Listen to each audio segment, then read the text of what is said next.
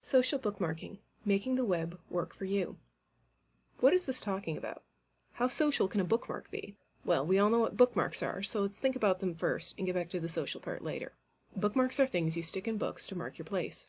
Sometimes they're designed for that purpose, sometimes they aren't. But how do you mark your place when you're reading online? The easiest way to bookmark a website is to save it to your favorites folder in your internet browser.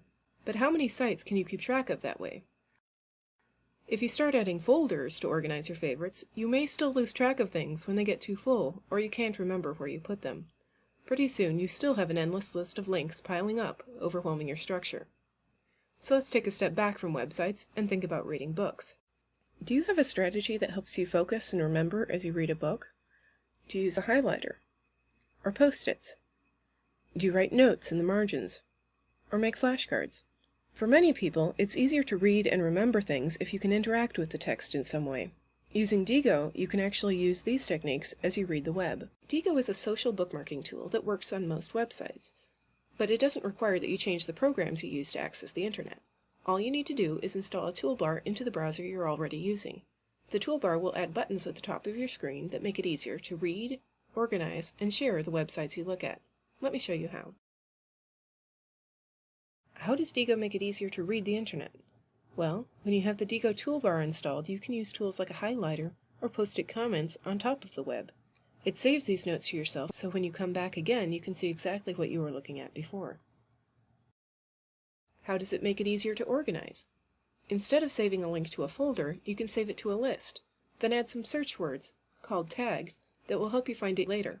Saving your bookmark with Diigo saves it to your favorites and to your account online, so you can find your bookmarks anytime you're on the internet. How does Diigo help you share information? Well, if you take a moment to upload your contacts to Diigo, you'll automatically be able to email anyone without opening any other programs. All you do is click on Send, type in their name, adjust the email as you want, and off it goes. You can even attach the comments and quotes that you've highlighted. Okay, this looks simple enough. I'd like to start organizing, sharing, and reading information this way. What do I have to do to get started? To start using Diigo, you need to go to their website, www.thedailyearning.com, to create a login. If you like the idea of sharing your bookmarks on the web, using your real name will make it easier for people to find your bookmarks.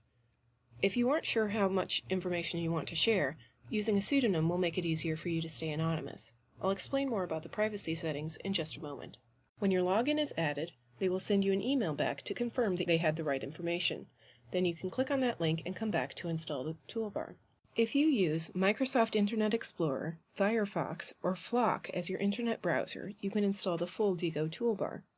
If you aren't allowed to install toolbars on your computer or are using a different browser, they have an alternative, a mini toolbar gadget, you can use instead called Diigolet. If you want to find these again later, after you sign into the website using the login you just created, you can find the Tools menu under your name on the top right of the Diigo website. I would encourage you to take your time with this last step of the setup, adding a profile.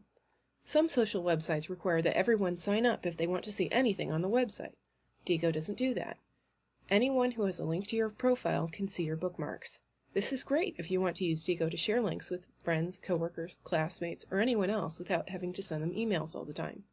But if you don't want to use the site that way, if you aren't comfortable sharing information about yourself on the internet or don't want people to see your bookmarks, you should set up your account using a pseudonym, like I mentioned before. Whether or not you want to stay anonymous, I would encourage you to look at the privacy settings before you add anything else to your profile. You can find the privacy settings by going to the website, signing in, and looking under your name on the top right for the Edit Profile link. In the screen that appears, there are several sections you should look over, but start with Privacy at the top in the middle. The profile you set up on Diigo and the bookmarks you add could reveal a lot about you, so you should decide exactly how comfortable you feel letting other people see this information. Once you take care of your login, toolbar installation, and profile, you can start using Diigo, either by yourself or to share links with other people. Let's see the toolbar in action now. Going back to the website I added to my favorites in that first illustration. This time, instead of just reading, I can add a highlight. Or I can add a highlight and a comment. Now if I'd like to bookmark the site, all I have to do is go up to the top and click on Bookmark. Here I can type in a description of the site. Who told me about it? Why am I interested in this? Why do I want to remember it? Now I can add some tags. What would I want to use to find this again? I can add it to a list. Here I'm going to use my things to read. If I click on Save and Send, it automatically turns it into an email. All I have to do is type in the name of someone I've added to my contacts, enter in a message, and you can see my comment is already appearing in the quotes. I can click Private, or make it important, or not. Click Send and it's off. You've seen what the Diigo toolbar lets you do. Now let's see what you can do with the Diigo website. Here's where your profile makes your bookmarks social. The first thing your profile on the Diigo website does is make it easy to connect to other people. You'll find many features much easier to use, especially the Send button, if you take a moment to set up your social connections here. For email, if you want to send links to people easily without having to open an email application or copy and paste anything, you can do this whether or not they use Diigo by uploading a list of contacts that are stored on your computer or logging into a webmail application. You can also make contact lists if you want to send bookmarks to a group of people. Once you've uploaded a list of emails, Diigo can search through them to see if anyone you know is already using the site. If you find someone you know, either through a contact search or by browsing through the website, you can add them as friends, which links them to your profile and makes it easier to send them shared bookmarks. Or you can use it for other social purposes, like leaving them messages on the comments section of their profile.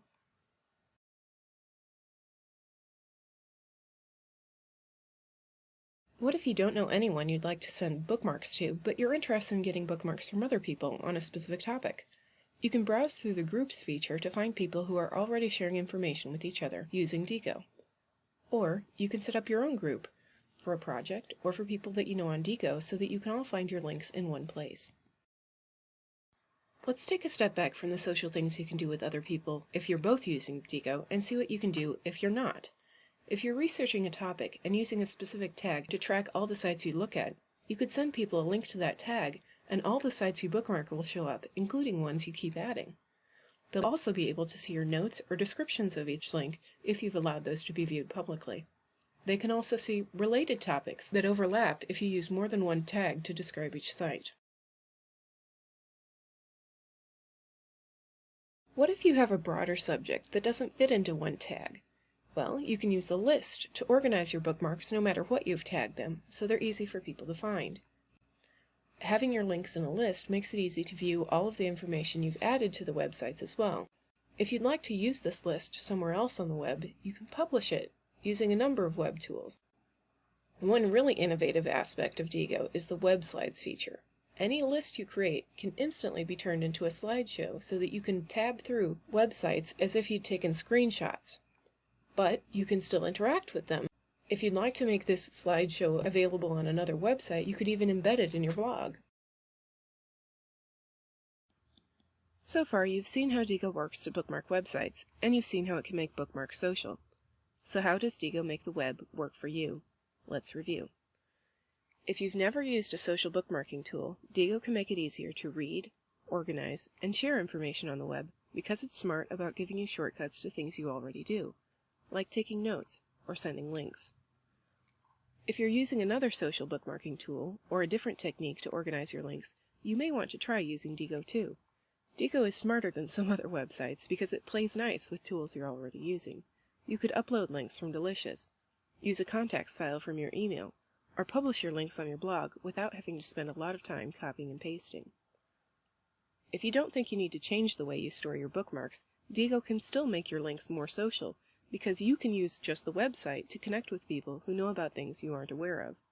You can't use Diigo to search the web, but you can use it to see what other people have been searching for and see how, one topic at a time, they're organizing all that information.